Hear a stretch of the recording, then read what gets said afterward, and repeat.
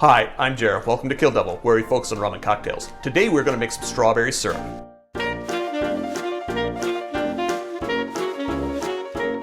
To make a strawberry syrup, I'm going to start with about 5 cups, which is about 1.5 pounds of processed strawberries. Note that I already cut the leaves off, and note that I cut them into little pieces. The size you're going to have to cut them into is going to be dependent on the size of your strawberry. Because I use smaller strawberries, I only quarter them, but do what works for you.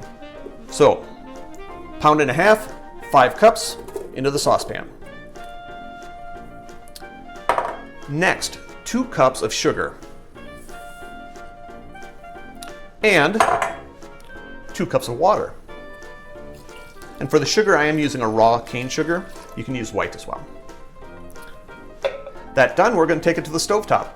I'm going to bring the strawberry mixture to a boil over a medium heat, stirring constantly. Be back with you in just a moment. I don't know if you can see this, but it's at a low boil now. So I'm going to reduce the heat to medium-low. And I'm going to let this simmer for 20 minutes, stirring occasionally or continuously. Choice is yours.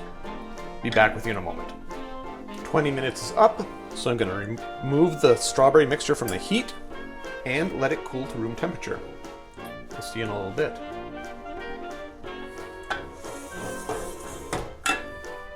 Now that the mixture is cool, there's only one thing left to do, and that's strain, bottle, label, and refrigerate. So I've got my janky set up, and by the way, if you have a better way to do this, let me know in the comments down below. I'd love to hear it. So, let's see if there's a good way to do this.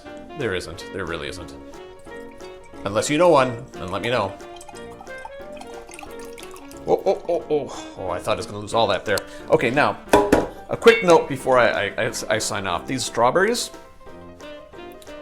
ever been to Dairy Queen? Ever had a strawberry sundae? This is what they taste like. And there are no preservatives. So, I hope you enjoy your strawberry syrup. If you do, let me know what you use it for.